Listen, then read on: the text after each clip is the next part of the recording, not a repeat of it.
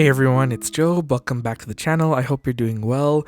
Today we are doing a kind of chatty journal with me, as well as a Q&A. A whole bunch of you sent some lovely questions on the YouTube community tab where I put a little call out for questions, as well as some awesome questions came in through Instagram. So I'll just try to answer all of them, and I'm just gonna tell you this.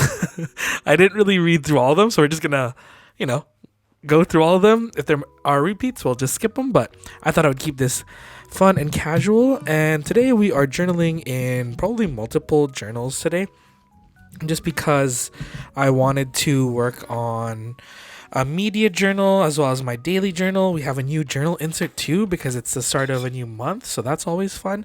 But yeah, I have some stuff to fussy cut, and we'll just get started. So the first question is from DL Marsh 1916, and they say, or they've left a question saying, this is not much of a question so much as a challenge. Would you consider putting something together addressing low budget journaling? For example, I recently found a 10 color multi-pen at the Dollar Tree. It's a fine point and works great for a pen that costs $1.25. I love your videos. You hooked me on Traveler's Company, but I'd love to see you do a video about cool journaling with low cost supplies. That is a lovely idea, and I will be doing that this month. Thank you so much, DL Marsh. If you have any questions about that, leave them in the comments below. But if you are looking for like some low cost journaling tips, I would check out a video that I have on my channel. It's a little bit older. I think it's probably from 2 years ago, but it is the thrift store journaling challenge, as well as the dollar store journaling challenge, if you want some ideas for low cost journaling. But I definitely will do a video dedicated to low cost journaling because you don't need the latest and greatest supplies. I am a hypocrite though, because I love to shop, but actually this month I haven't been shopping as much, so that's just something to be on the lookout for. The second question is from Petra on YouTube. Hi friend. My question is, do you ever feel overwhelmed with your journals and supplies, or better said, with all the options available? If yes, how do you address those feelings? Thanks for considering my question. Thank you so much, Petra. I think for me, I don't get too overwhelmed with my journals because well, a lot of it is like mental gymnastics and mindfulness, like trying to practice gratitude with everything that I have. But if I feel overwhelmed with like my journals, I usually actually take a step back. I know some people, like with creative ruts and whatnot, they kind of like sink their teeth into the practice more. But for me, I just take a step back. So if I feel overwhelmed, I take a step back, and I might not use that journal or notebook. Like for example, I'm just going to show you this notebook. This is a lovely Hobonichi Weeks. I'm just reaching for it right now. And this is a spring start, and I was loving it, and felt so torn because I was loving using it. It was so fun to journal in here. But I found myself forcing it, and I was feeling overwhelmed by not completing it and not finishing all the pages. So I actually stopped using it, and I took a step back and realized, you know what, I know that this is a lovely notebook, but right now it's just not working for my needs because my needs have changed, and that's okay. I know some people might think it's wasteful, but I rather use this notebook for a different purpose in the future, just disregarding the page numbers, like, or the dates, as you can see here. And then I rather just focus on like working on other systems that work for me, or things that I'm gravitating towards, because there is no use in feeling kind of negative about using something or feeling pressured, because this is supposed to be a fun hobby.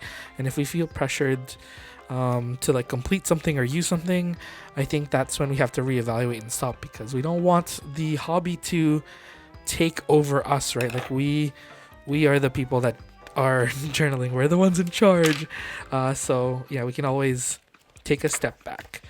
This is the new insert that I'm using. This is from my good friend a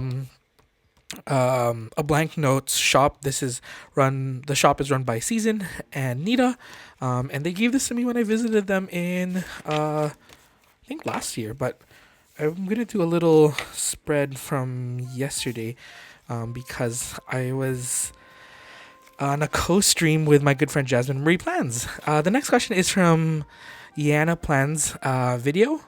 on YouTube. Their question is Desert Island question. You can only take one journal/notebook, one pen, and one ink. What would these be and why? Journal, my traveler's notebook. If we're gonna be specific, my first one, the black one, that has lovely embossing that I bought back in 2015. Still has the OG traveler's notebook branding on it. That's it's stamped with Midori instead of Traveler's Company. And then because that has infinite inserts, so like in theory, someone could send me more on this desert island. Oh no, wait, did that tear off weirdly? This is a stamp not PET washi tape, and this is a mixed paper insert again from a blank note, but the brand is Unimoco, Unimoco. But yeah, I would bring that. My pen would be you know what, I would bring my Pilot Custom 823 or the Sailor Manio Nuts, both lovely pens. I have them right here. I don't know, I can't decide. And then the ink, I'd probably bring, you know what, that's hard. I really like Ablation Olive. Oh, is that what I want to bring? No, Inaho from Pilot Iroshizuku. Honestly, if we're gonna be real and we're on a desert island and I am not using a fountain pen, I would bring one of these. Actually, this specific one, this green Uni Jetstream More Black series, because it's a ballpoint and it will write on anything. That's my question. That's my, if I was truly on a desert island, that's what I would need to survive.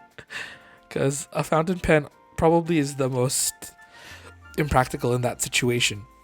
But if I had to choose, maybe my Sailor Manio Nuts. I don't know. No, Pilot Custom 823. Either or. It's like making me choose between my favorite children. I don't have children, by the way. This is a question from YouTube. This is from Plan Oma Lily. Sorry if I got your username incorrect. They asked, how do you balance practicality and function and art in your journal? For me, is it bad to say that I don't really practice practicality in my journal? I guess the one thing that I do really enjoy, I know some people love tip-ins, but I actually love having a flat like journal, like things being all glued down. But I feel like I still like the look of tip-ins, but for the most part, like anything is free reign. I guess the only practical thing that I do is I try to keep the bulk down sometimes, but even with that, like I love layering and choosing, multiple layers and putting packaging that might be a little bit more bulky. So I guess I'm not that practical. I think for my planners, I balance practicality more. Like I might not put stickers if like I'm not there to decorate it in my planner, right? But in my journals, I am kind of like free reign. And then Sushi, my good friend Sushi, Eunice asks, how do you keep up with your doodling? And that's a hard question because I'm pretty bad at my doodling right now. I haven't been doing any like illustrated stuff. I've been focusing more on like on collaging, printing out photos. I've been really big into printing out photos, but I think for me, when I was doing like a weekly illustrated journal, you probably see it a lot on Instagram. When I do that, I feel really intact, and intact, is that the right word? I feel really connected to my like illustration and doodling. Chauncey VW on YouTube asks, do you ever find it becomes a chore to journal, and if so, how do you combat that? Oh, I totally feel this from time to time, Chauncey. I think for me, it's all about, oh my gosh, I don't have a date stamp. And I didn't print out my Joe Bikuri yet, but sorry, that's a free printable on Patreon. If you're wondering, it's like a daily calendar. This is the only daily calendar that I have, so I guess I just have to write the day old-fashioned style. Let's do since I'm journaling about my co-stream with Jasmine, her favorite color is pink, so I'm gonna choose pink. But yeah, for me, if I find it becomes a chore again, I kind of take a step.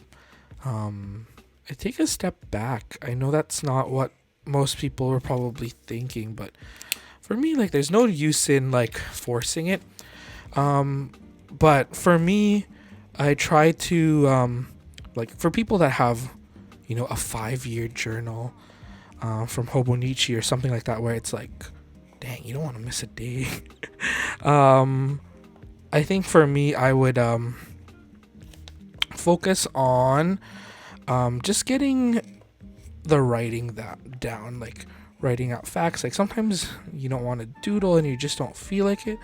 I would just focus on the writing, because you don't need to doodle, or you don't need to draw or force yourself to do. Focus on the thing that you feel like you can do, and then run with that. Because when we force ourselves to do something and you're just really not in the mind space to do it, I feel like it alienates you more from it even more. So like, it's fine the first time you force yourself, but you don't want to grow to resent journaling, because it should be a calming and enriching hobby, right? It's not there to create more stress in your life, which, I've felt that way too. Sometimes I'm just like, oh man, I feel so stressed out to complete a journal spread, but I was telling myself like, nope, it's okay.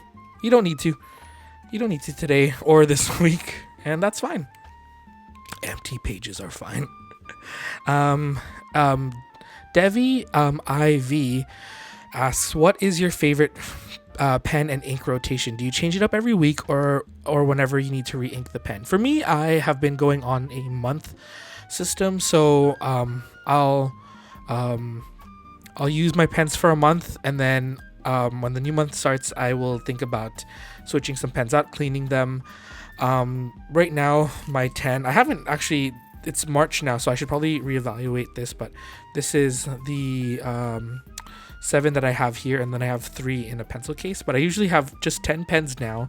This is something that I started in January because I had like 22 or like 25 pens inked up, and that was really bad. So this is my current lineup right now. But yeah, that's my kind of system, and you might be like, oh, that's such a waste of ink. But usually, like, if I have 5 or if I have 10 pens, I usually make a pretty big dent. Like this one, I ended up refilling this month because I use it so often. So I feel like I'm not wasting ink. There might be like a few like mLs that I, waste because when I'm cleaning it out and I didn't use that pen as much as the other pens, that could be like kind of sad, but I don't feel too bad about it, honestly. It is what it is, but we make the best of what we have, and I try not to sweat it if there's some pages that or some ink that's left in there. And my favorite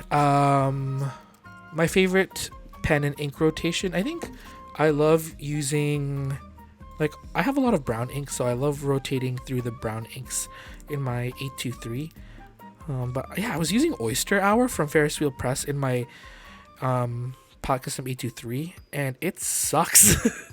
There's something weird with that ink. I really love that shade, but it's just with that pen and everything, I don't know, it's just not working out for me. That combo is like a toxic relationship. I get so angry. Like, I was like, why do I not like my 823 anymore? I was like, oh, it's just the ink that I have in it.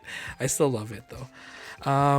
Miss Nanny Love says, I got one. How do you stay motivated to journal? This is kind of related to the other one. I found myself well occupied when I'm journaling. Like, my mind gets quiet and I can write everything on paper.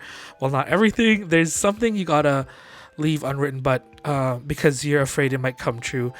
So yeah, what the question is, how do you stay motivated? I think for me, it's kind of like, a lot of it is like routine based. Like, if you make it part of your routine, I don't know if it's true, but I feel like I read somewhere that it takes like 17 days or something for you to build a habit consecutively. So I feel like once you make a habit out of it, it makes it a lot easier for you to continue, even if you're less motivated. Again, there's like, you know, extrinsic motivation, so like having a reward system, and like intrinsic motivation. I think for journaling, you need to find the intrinsic motivation for you to do something. Like why do you journal, and why is it important to your life? Is it adding like substance? Is it helping you cope with things? Is it helping you deal with your traumas, or helping you process these things? For me, I like it because it's my creative outlet, but also writing things down is very cathartic for me. Like once I put it on paper, I can kind of let that thought go away. I know some people, I was talking to coworkers about like, oh, I could never read back at old journals and stuff. And for me, like, I feel the same way, but I also would never throw away an older journal. Maybe there's some use cases where, yeah, like maybe you just need to write to like dump these negative thoughts out, and they might be quite negative thoughts, so it's better to just throw them out. But for the most part, I would like to keep some of the, you know, my journals and my memories, because it's helped me process those things, and you know, I've become a better person, hopefully, because of it. So yeah, I think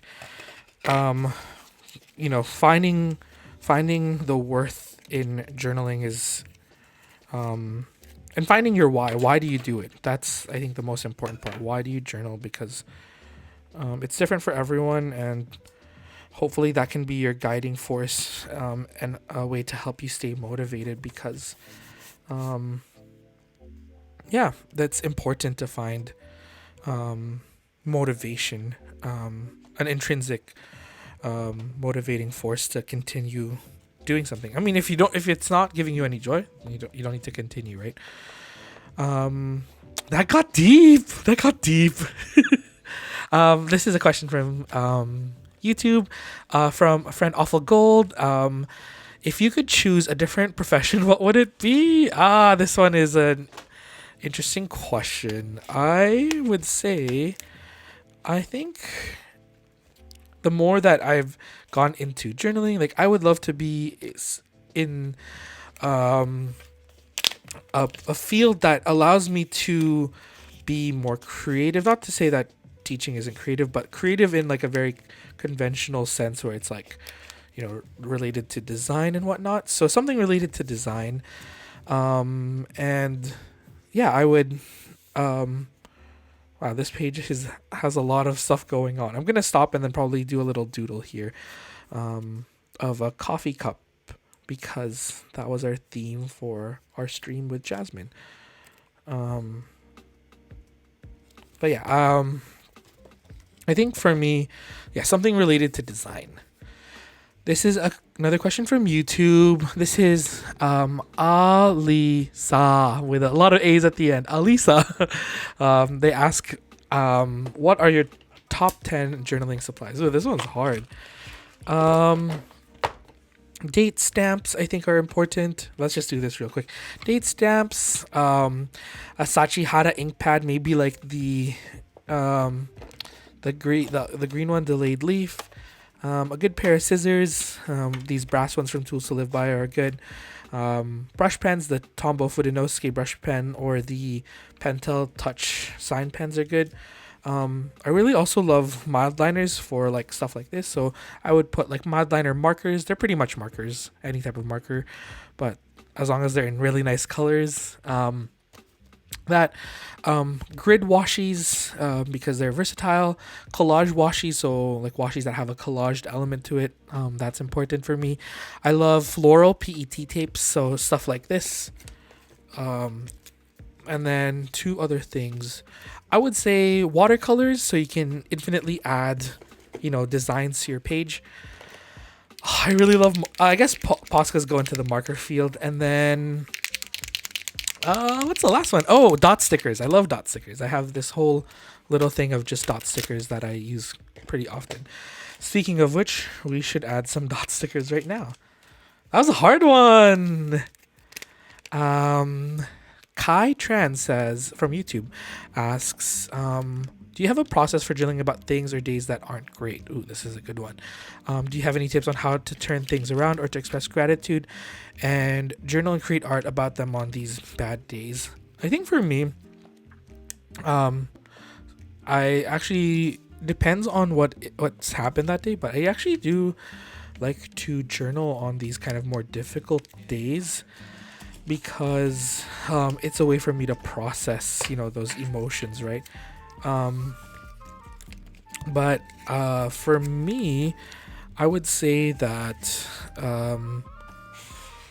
sometimes I just write. I actually have a personal diary, and I think for me, if this is what's happening, like I'm having a bad day and I want to journal about that day, I'll actually put it in my diary because this doesn't really see the light of day anywhere. Like this, I don't really post this on anywhere. I don't share it on social media, so I'll put it on in this journal, and I usually kind of just let it all go. Like I'll be very like even negative in my in the actual journaling, because I just want to be real with myself, and then once I've kind of let all of that go, then I can kind of think about gratitude. So for me, I actually in my weekly dated journal from Traveler's Company, I actually write a little piece of gratitude on there, and I would write a little piece of gratitude for me there. I think for me, I just follow the approach. Maybe it's like an INFJ thing, if you know Myers-Briggs, the personality test. I know it's not super like reliable, but I love that framework. For me, it's just like it's a lot about vibes and how I'm feeling. So like there's no, for me, it's hard to like turn things around sometimes. Like sure, sometimes my mood will change, but for the most part, I kind of just ride the wave. Like if I'm feeling really down, I won't really try to do too much to change the situation. I just try to let it pass, and then I move forward. I know for some people that might be like, oh, but sometimes you just need to be in your feels and to feel your emotions, right? So for me, like if I'm having a really bad day, I usually kind of just journal about it, and then I'll try to find some time to be grateful and write something in my gratitude journal. But I think for me, it's hard to move past and just continue on. So I'm just real with myself, and I try to see it see where I'm at, and yeah, continue to move forward, but not pushing myself, right? Because I think that sometimes it's good to continue and to push forward, but sometimes you just need to like ride the wave and be like, you know what, it was a crappy day, but that's all right. The next one will be better. We'll just ride this wave out of emotions, and then move forward. In terms of journaling, sometimes people create art and doodle and collage when they feel frustrated. For me, it really depends. Like yesterday, I was really frustrated, and I actually made a little collage in my diary, so the notebook that I was showing you earlier, and I ended up not really like I loved how it turned out, but I didn't end up posting it anywhere. And I also was in the mood to do it, like to express my anger and frustration in like little collages and funny doodles. But some days I just want to write, and that's fine too. I hope that's an answer. It was a very long-winded answer. But yeah, I would say you know yourself best. You don't need to force yourself to feel certain things or do certain things because you feel like you need to complete a page in your journal. If you are feeling really crappy and unmotivated that day, or you feel really negative, maybe it's fine to take a break too. Chili from YouTube asks, what digital services do you use alongside your analog planners and journals? Apologies if this question has been asked before. Thank you, Chili. I use Notion and Apple Calendar for my productivity setup. Usually I use mostly analog tools. Like if you watch my planner and journal setup, you know that I'm using like a ring system from Plotter. But other than that, I still use Notion and Google Calendar. It's a very long and convoluted system, so if you want to learn more about it, there is a video on my Patreon discussing the whole ecosystem with how I use digital tools and analog tools. But I think for me, I love using analog tools, and I also love using digital tools. For me, they all go hand in hand, and you need both for a successful, at least for me, a very flourishing setup. I hope that helps. Very long way to say yes, I use digital tools. Let's see, let's continue on. Okay, Maxi from YouTube asks, hi Job, have you ever bought any stationery items that you dislike / hated? Ooh, spicy. I think for me, I don't think I've bought anything that I didn't really like. There's stuff that I end up not using a lot of. For example, I have Plotter Bible size, so personal size ring organizers that I absolutely love how they look. They look fantastic, very, very much my aesthetic, but I haven't used them that much because I changed my planning size to A5. So now I'm like, oh shoot, what do I do now?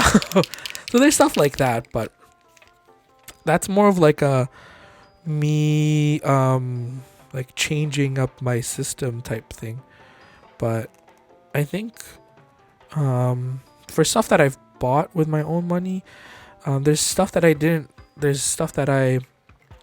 might have not enjoyed as much as other stuff, like I said. But for the most part, there's other. I don't think there's anything that I did not like. Inks. There's some inks that I'm just I'll buy a sample of to see if I like it, and then when I'll try it, I'm like, oh yep, I don't like it. So that's good. I think that's a really good cost-effective way to test something out to see if you like it. Let's do some stamping, and then I think we should change our continue with another spread. Oh wait, shoot, this is from the same day. I had more photos. This is gonna be such a busy looking spread. This goes here. Poor planning on my part. I'm gonna take this PET tape. Wow, that just peeled off so easily. Because I went not cafe journaling. I did some work at a coffee shop that day, so I wanted to use this Mr. Eggplant's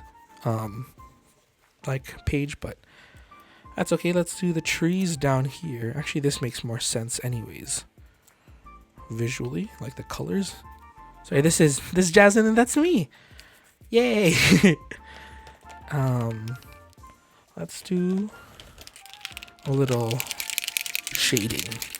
Okay, let's look at a question from Instagram now. Puja Meat Paper asks, what are your favorite watercolors? Putting together a travel palette. Would love ideas. I have loved the Shinhan art watercolors for the longest time. Oh my gosh, this is all out. I can't believe we're out of this baby pink. That's okay, we won't do a highlight. Let's just put a dot sticker here and be done with it. Actually, maybe a floral sticker. I'll look through this while we're talking.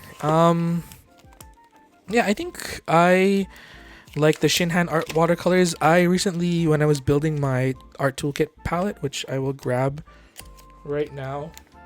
Oh, it's somewhere. Oh, this is too big. Maybe this one. I splurged and bought Daniel Smith watercolors. I bought the smaller tubes, and they were pricey. It was like, I think building a palette of like, a few colors from Daniel Smith is fine. Like if you get some of your primaries or warm primaries or cool primary colors from Daniel Smith, and use them as your main mixing colors, that's a cool way to like have some premium quality paints for not too much. It's still gonna be pricey, obviously, because one tube is like from 11 to 20 Canadian dollars.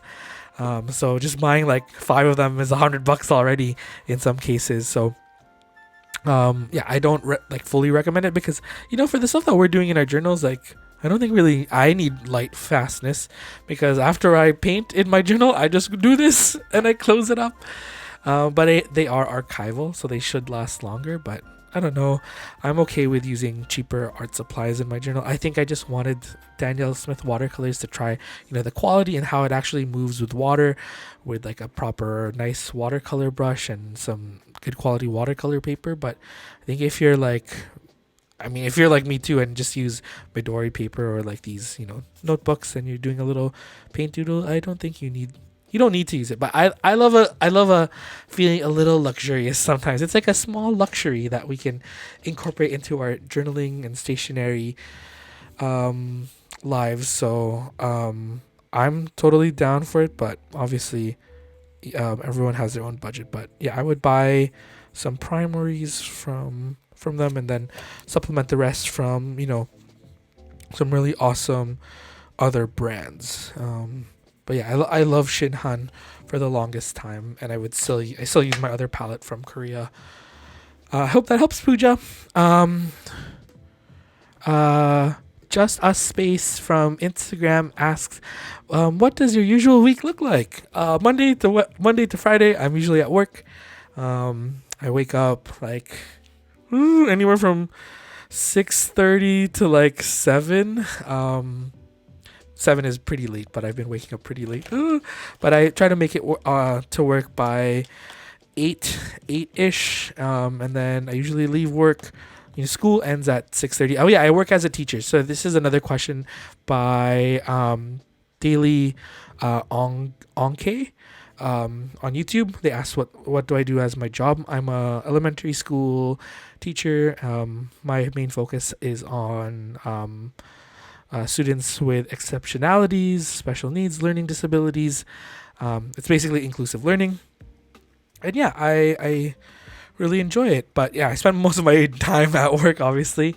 I usually try to leave around 4-ish.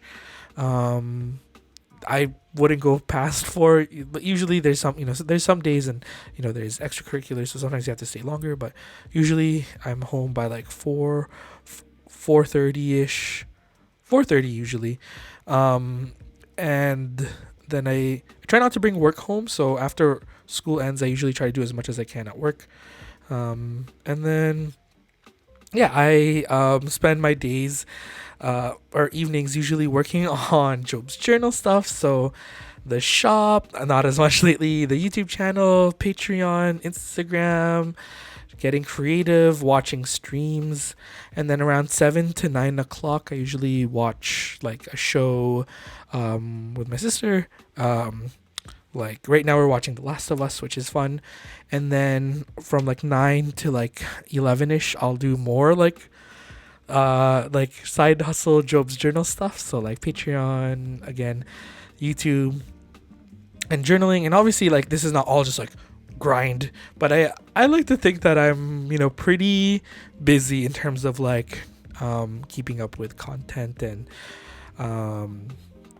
making stuff for patrons and stuff. So that's how my week usually looks like. And then obviously there's some anomalies that I might go out for dinner with friends or family during the weekday. And then on the weekends, usually Sunday's a chill day, I don't really do much.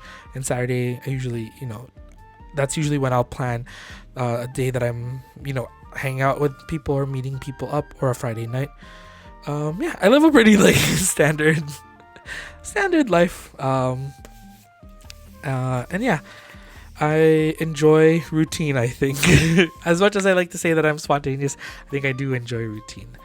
Um, uh, View Any or VUENI asks, of all the notebooks you collect, which ones have you held on to? Honestly, I always look at like buy and sell groups, and I realize like, dang, I never let go of stuff. I always keep all of my journals, like covers and stuff. I think this comes from, honestly, to be real here, like I don't think I have the best abundance mindset. I definitely feel like growing up in general, I think I've had a scarcity mindset, like, I need to collect now and, hold on to things because of X, Y, and Z.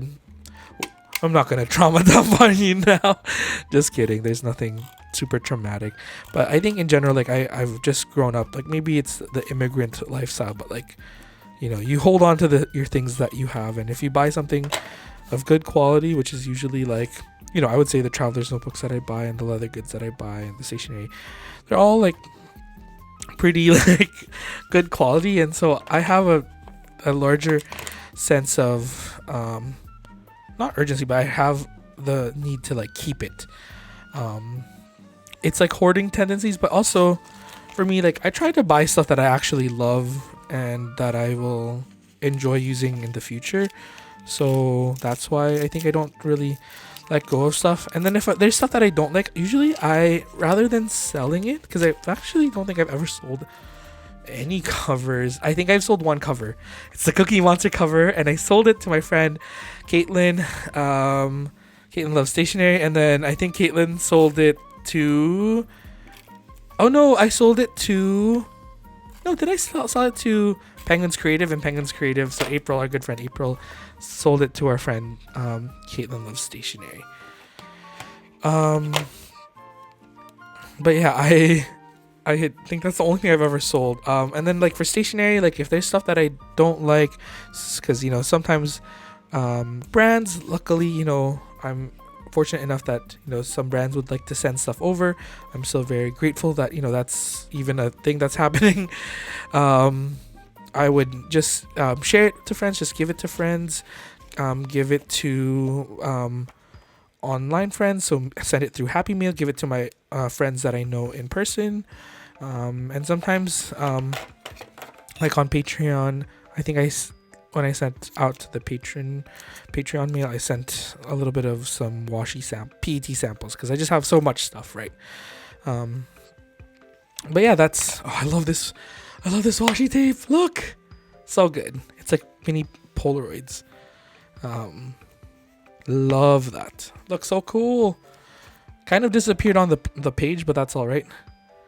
And yeah, I think I generally just would give it to people. I think maybe in the future I'll probably think about selling stuff, but I don't know. I just want to hold on to my stuff and have, I don't know. I think for me, my big thing is that I want, it's a lofty goal, but manifesting it. I would love to own a stationery store someday. So hopefully like I can sell or showcase part of my collection in that stationery store.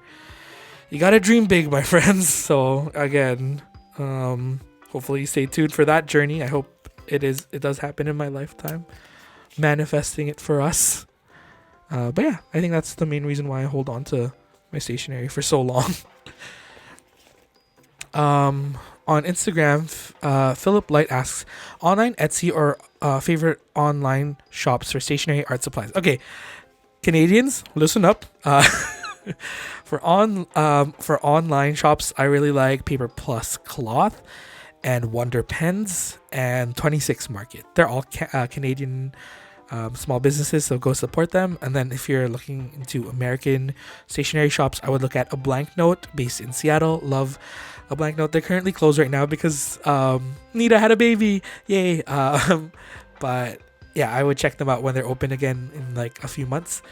And of course, Yosaka Stationery, love their philosophy, love that they have a YouTube channel and interact with their fans and customers so much.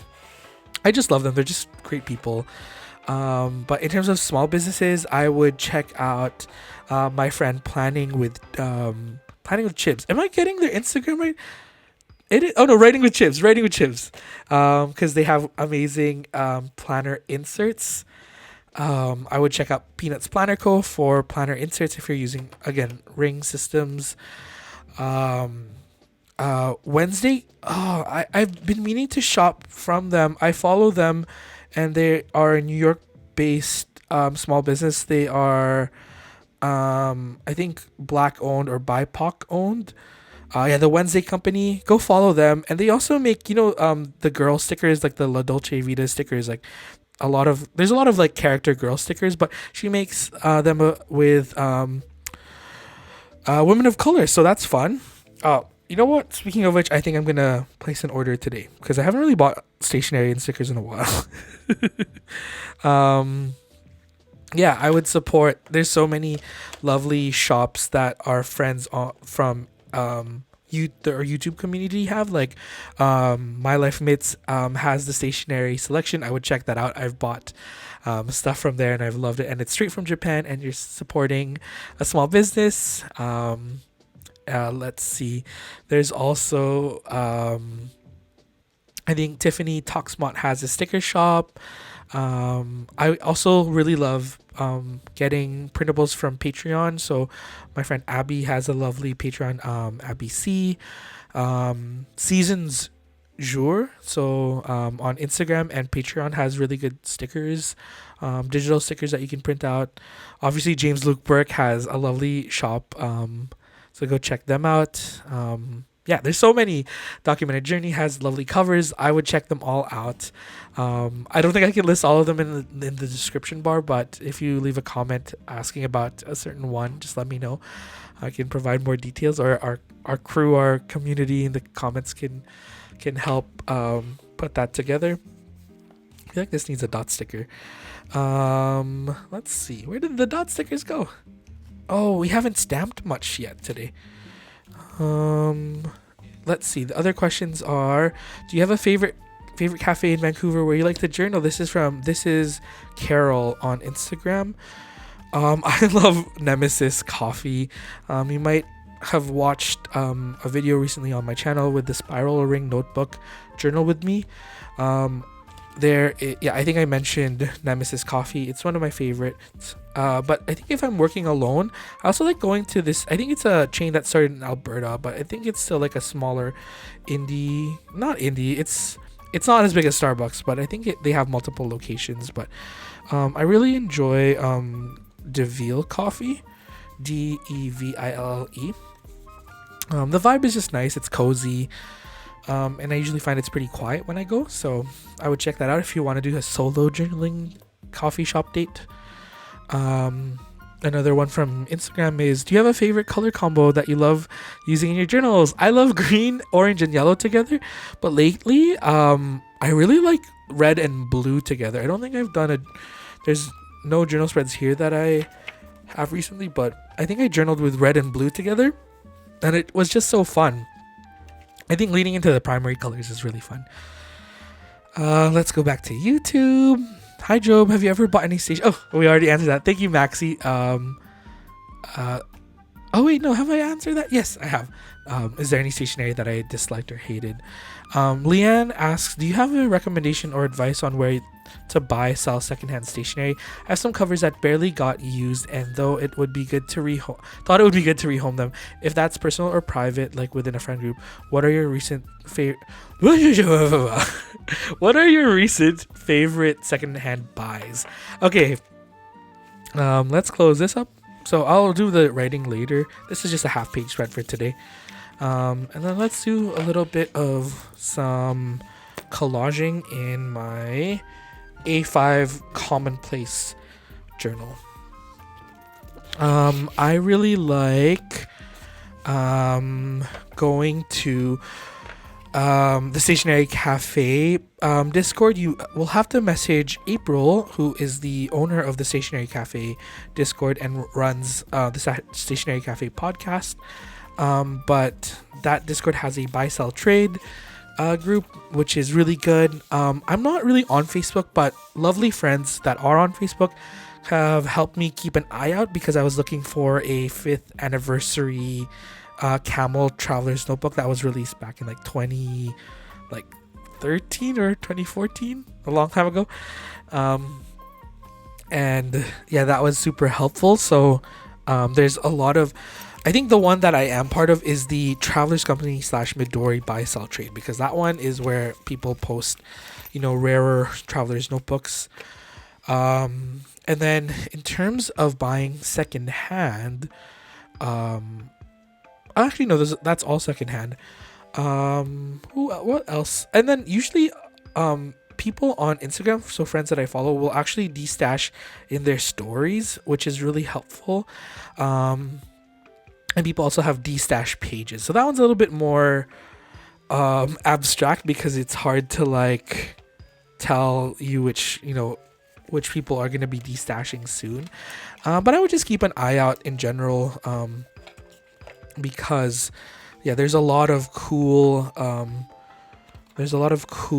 stationery that's being let go of, and we should be ready to buy it because it's nice to rehouse or rehome these goods that otherwise would be like sent to the thrift store or garbage, unfortunately. But go check out the Stationery Cafe or Facebook groups. Again, the Travelers Company buy sell trade on or the Midori buy sell trade on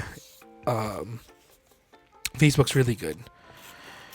And then my favorite secondhand buy recently is someone on Instagram reached out to me wanting to rehome this lovely 5th edition Passport Traveler's Star Edition Traveler's Notebook. This is very rare, and it was very well loved. But I'm so happy that they thought of me when they were letting go of this, because they know that I've been searching for one, and I'm so happy that I have this in my collection. You might be wondering, don't you already have this? I already do have one, but I was planning to give this to my sister, but I ended up keeping it. But it's nice to have it in the family. If I ever she wants to borrow it, she can borrow it. But yeah, okay, we're almost done. Benito Sanchez on YouTube asks, besides Japan, what other places would you go for a stationary vacation? For me, I'd say Korea and Germany. Honestly, I would say Korea and Germany as well, because Korea has like the nice like kind of Egyo polka style, like photo cards, like that style of collaging and journaling is kind of really popular. Like it's very cute and like Y2K style stationery, which is cute, and I love dabbling into that. And then obviously Germany for a lot of like the fountain pens and all of that. So I would definitely go to those places as well. I feel like I'm cheating. I am cheating though. But I would definitely go to those places. Actually, let me know down below if you have a rich like stationery or like journaling community where you live, because I'd love to go. Actually, I would love to go to the Philippines because there's so many cool creators and artists that I follow that I'd love to check out. And there's the Philippines also is the home of the amazing Troublemaker Inks. And I don't know, I've heard about this Facebook group, Fountain Pen Palenque, on like from different friends and stuff, and it sounds magical. So I'd love to see that for myself. I know it's just online, but it might be nice to score a deal on there. Let's see. Sincerely Mori asks, in what ways do you feel you are creatively growing and or are stagnant? I think for me, I've been really stagnant with actually learning how to draw things. Like I kind of just go for it, but I really want foundational support, I guess, to get better at the things that I find hard, which is drawing buildings, drawing hands, drawing people. I find that all very hard, and I'd love to be a person that can draw those things, but I just am not, and I want to become one of those people. So I need to start taking active steps. So that's where I feel stagnant, but I feel like that's where I could also grow. Farah on Instagram, so Farah Dahi asks, pens that fit in the plotter lifter. In the A5 lifter, a lot, even these bigger pens fit in. So the Uni Jetstream. So this is pretty wide. The Uniball ones fit, which are nice. The Pentel RSVP, which is a guilty pleasure of mine, still fits. The Carapo pens fit. Are these lovely Delphonics ballpoint pens fit. But if you have the smaller Mini 5 one, a lot does not fit in. This also fits. This is the Uni Jetstream, the 0.28, which is super fine. So I would, check those out. But I think for me, I realize that most pens fit in the A5 lifter that I have. So very thankful for that. But if you want a solid, trusty pen, I would just go with the Uniball 1 or Uniball 1F. It fits there lovely. And yeah, I really recommend it. This little thing that I'm journaling about is actually called Receiptify, and it's a little extension for Spotify, and it tells you your top 10 most played songs for the month.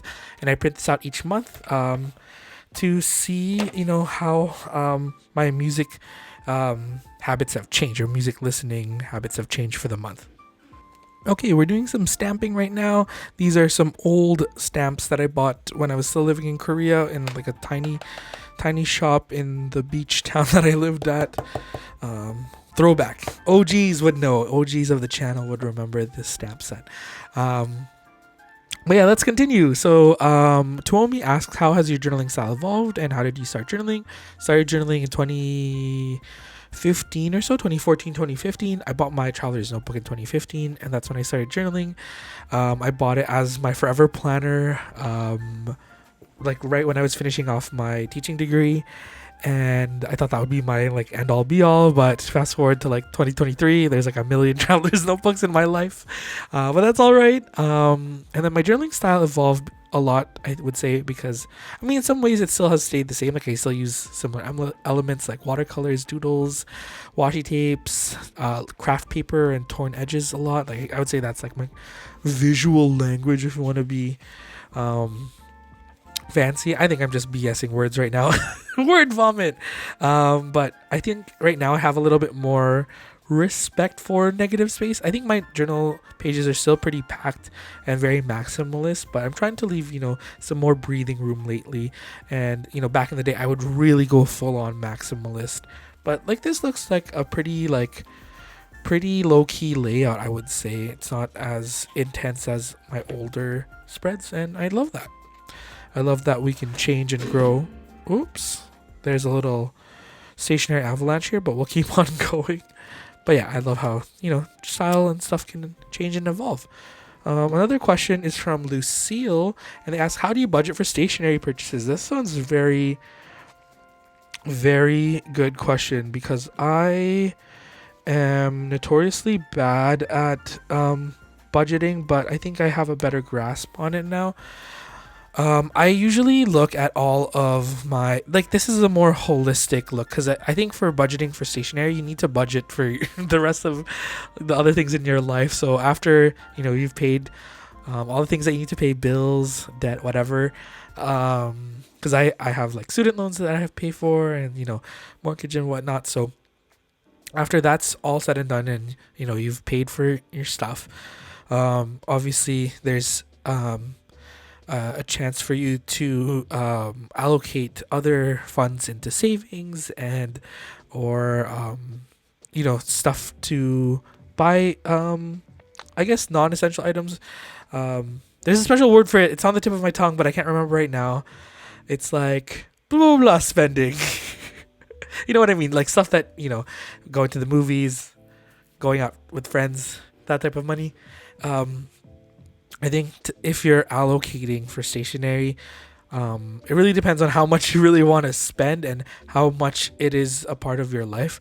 I would say at this point, like stationery, Actually is a big part of my life because it kind of is entwined with like YouTube and Patreon, and those are, avenues in which I can, make an income, a little bit of an income. Obviously, not my full income. That would be amazing, but we're not there yet.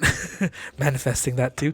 And so there is not incentive, but it makes sense for me to like purchase stuff here and there because I can use it in videos, I can talk about it, and I'm also lucky that I can use some of the income from YouTube. It's actually very meager, it's quite small, but I can put that back into the channel through reviewing certain stationery or buying new stickers that I can use in a journal with me. Like it kind of like is a feedback loop, right?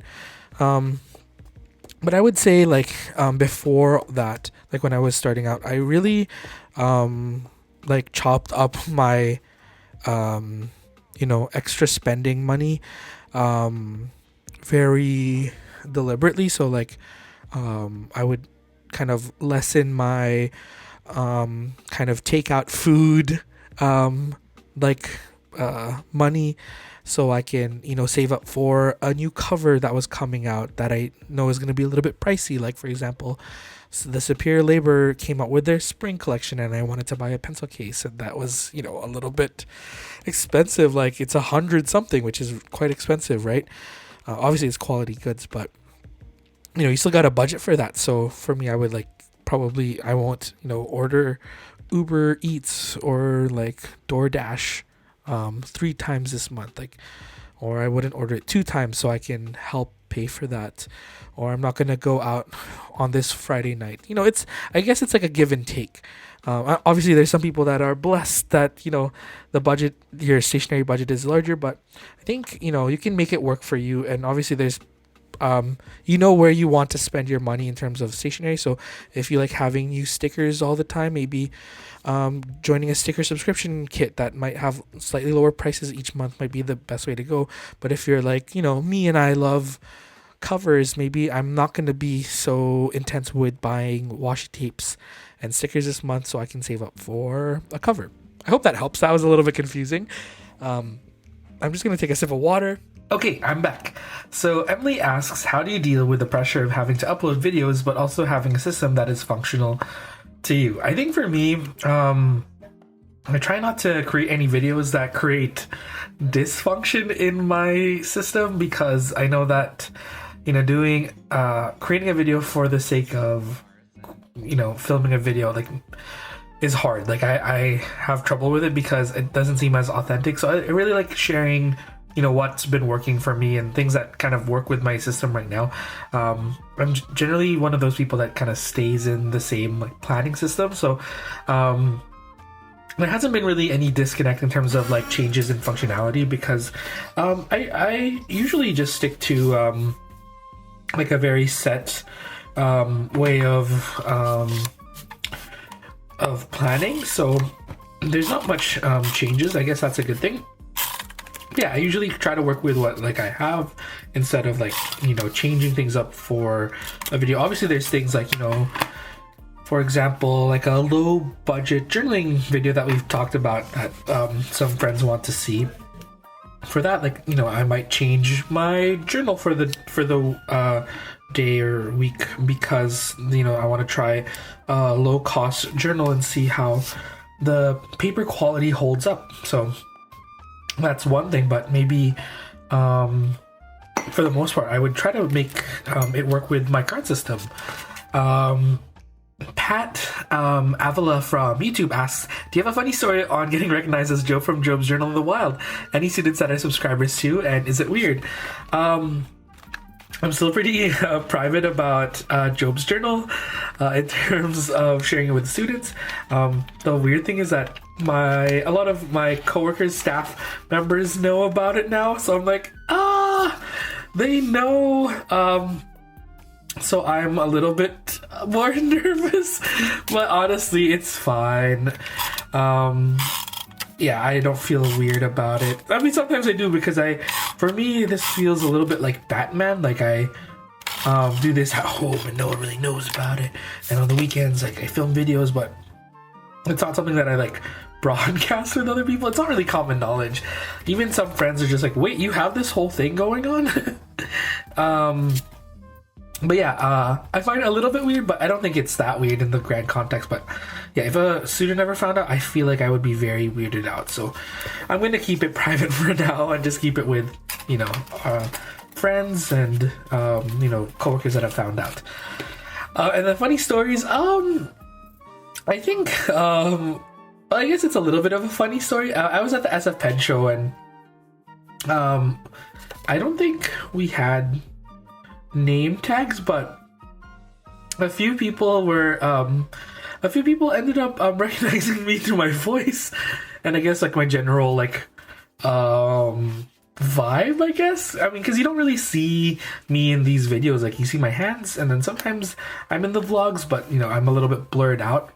So that's always fun. And then I was with Chelsea, Those With Words, and other friends, Jasmine Marie Plans, and they would always just be like, oh my gosh, that's so funny. And they would tease me about it. But I guess that's the funniest thing. Oh, there was one time I went to a what was it? I went stationery shopping and then someone messaged me like, oh, I think, did you go to this stationery store on this date? Like, I thought I heard you, but I wasn't sure if it was you. And I was going to say hi to the person, but I wasn't sure. I was like, oh, that was me. I was at the stationery store, which is super funny. But yeah, nothing too intense, which is, you know, I'm grateful because I think that would weird me out. I'd be like, I don't know what to do. I think I would be very awkward in those situations, but if you think that's me in the wild, please say hi. I don't bite, but I apologize in advance if I'm very awkward. Lisa Duke asks, when did you start journaling? I think we touched on this question earlier, but yeah, 2015, right when I bought my traveler's notebook. Ampersand asks, how did you get into journaling? We kind of talked about that earlier too, and kind of goes along with the other questions. But yeah, I bought my traveler's notebook as a planner, and then I dug deeper into the system, found a lot of people using it as a journal, got into like diary writing, and then it turned into journaling, and I never looked back, which is super fun. City Kane says, how do I not get self-conscious about my ugly handwriting and just enjoy it? For me, I used to have, well, up till now, I still have the biggest worry about my handwriting because I don't really have the nicest handwriting. I think I can do brush lettering fun and make it look nice, but usually my day-to-day handwriting is pretty messy. I would say I had really good handwriting in high school, and I would always get compliments from it, but the older I get, the more I am concerned with speed in terms of writing. Like, I just want to get my thoughts down, so,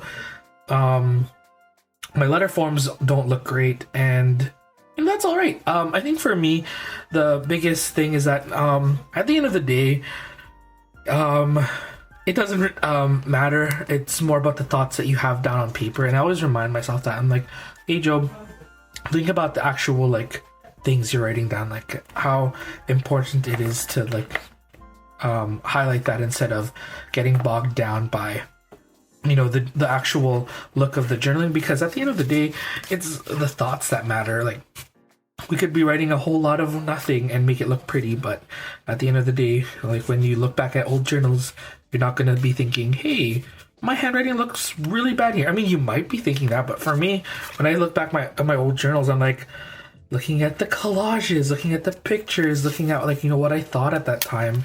And I think that helps me kind of like remember, like, to calm down my inner critic that, you know, it doesn't really matter. Just focus on the positives and what you have in front of you instead of, you know, the writing, because the actual look of the writing, because the substance of that writing is more important than, you know, how it looks. And yeah, I think that's how I try to maintain that, not positivity, but like I try to keep that in mind when I'm writing and getting self-conscious about it. Iris Juan asks, top 5 stationery items and top 5 regret purchases. I think we already did the top 5. We already did the top 10 earlier, so I'm not going to touch on that. But regret purchases, I think for me, each year I struggle with a weekly insert, and I always regret it. So this year I don't regret it, but last year I regret buying so many weekly dated inserts for my journaling. For planning, it's fine, but I had a Our Studio Research Journal weekly journal, and then I had a Thinking of You weekly journal. I had a Vertical weekly from Traveler's Company, and I always regret that because I never end up finishing it. So that's one of the bigger regrets, I think.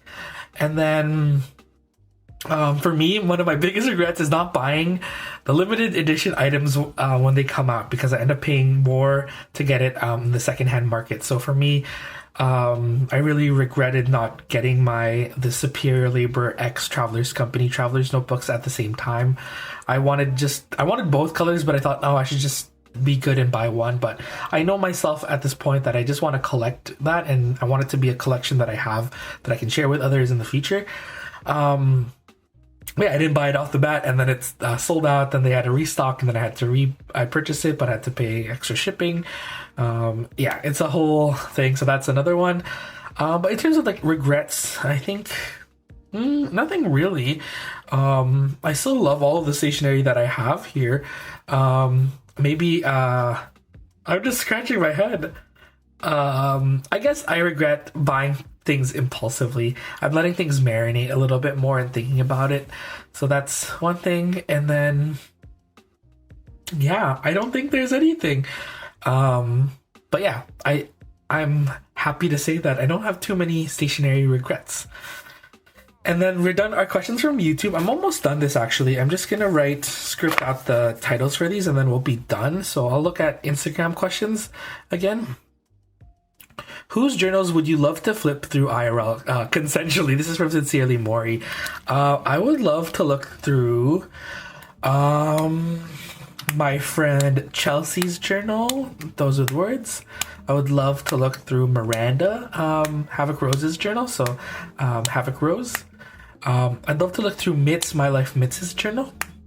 And I would love to see and feel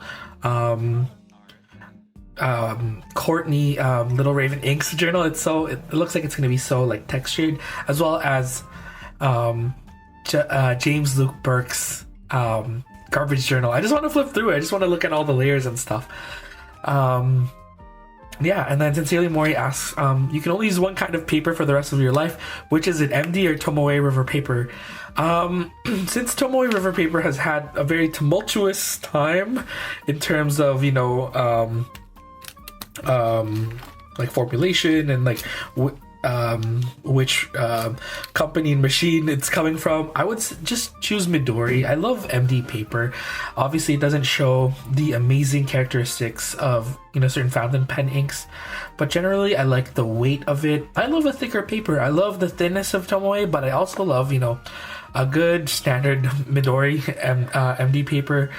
And yeah, I just think it's a good all-around paper because you can collage on it well, which I do a lot of.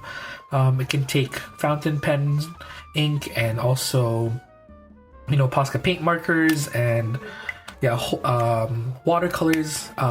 So yeah, I would choose that. It, kind of controversial, I guess.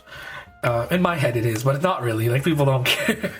But yeah, I think I love both. So back then I used to hate Tomoe River paper, but that's when I wasn't super into fountain pens. But now I'm just like, oh, it's so good. So yeah, I think MD, but I wish Tomoe, is still gonna be easily accessible into many years into the future. And then Sincerely Mori also asks, top 3 people you'd like to meet from the community. So I've met a lot of people from the Twitch journaling community, which is nice. The Stationery Brew team is a Twitch team that I'm part of, and I really love all of them. But I would choose people that I have not met before. So I'd love to meet Jane the Crazy, look through her journal. I'd love to meet Mitz someday. Hopefully, we're both Canadian, so hopefully that can happen. And from the community, I would love to meet Patrick Ng in the future. He is a stationery buyer from Hong Kong, and he runs the Manual Factory. or he's the mastermind behind it. I'd love to meet him. He seems like a wealth of knowledge, and yeah.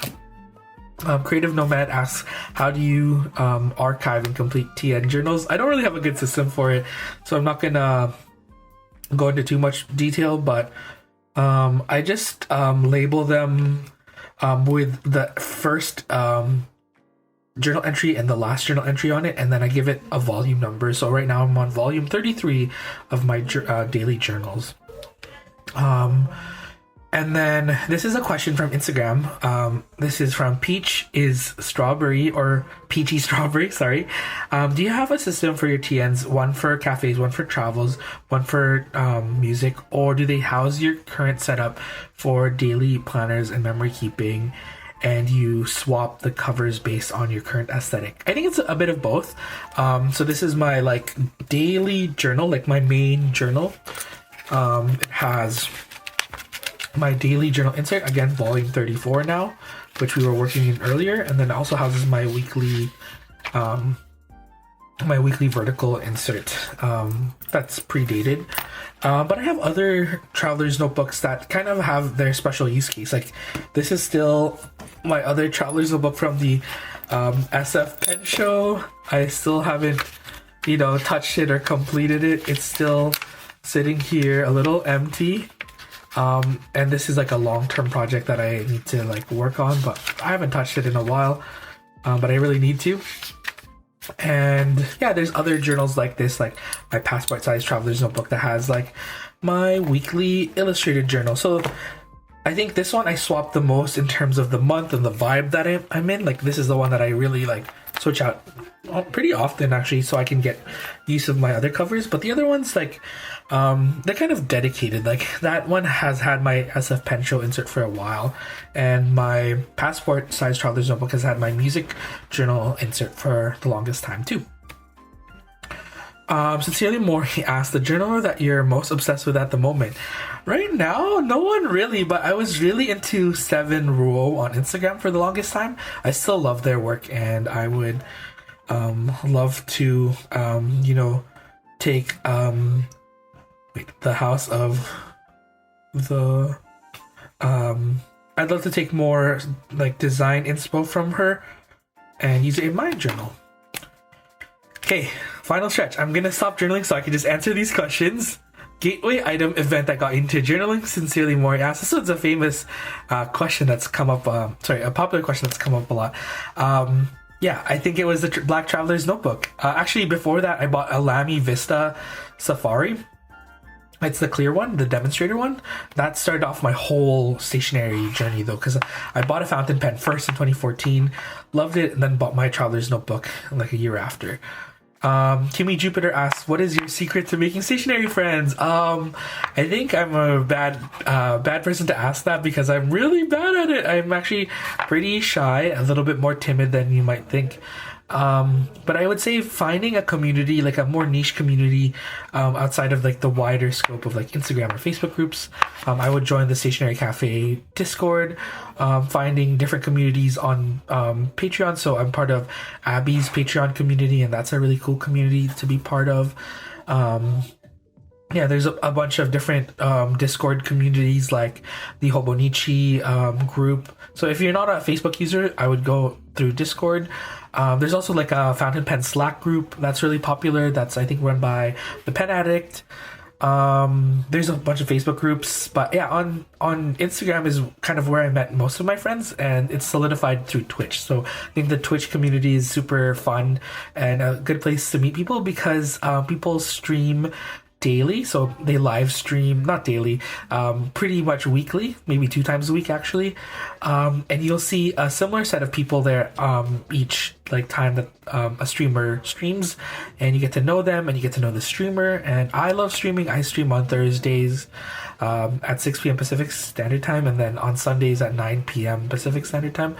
And yeah, I have a little community there, and I know other stationary streamers that I'm, friends now with, and I've met in person, and, they're kind of lifelong friends now. So I feel like finding a smaller community, not just, looking at an Instagram hashtag or something, or even just making the first step in like messaging someone on Instagram, and maybe becoming a pen pal, and that's how it grows. I feel like you become one friend with one person that introduces you to another person, and soon enough you're part of a crew that you feel at home with and love. And then the last question is from my good friend Thai. It's a similar question. What made you start journaling? I think for me, this is a little bit different than what got me into journaling. What made me start was actually finding a use case for my traveler's notebook. I loved using it as a planner, but I wanted to use it for something more. And I wasn't a daily writer. I still am not, but I'm pretty good. Like, I'm almost daily. And so I was intrigued by all of the YouTube videos that I watched when I first was inquiring about getting a traveler's notebook, and they really inspired me to actually try something new and try like mixed media art journaling and collaging in a traveler's notebook and collecting ephemera. And so I kind of just went for it, and I loved it, and I never looked back.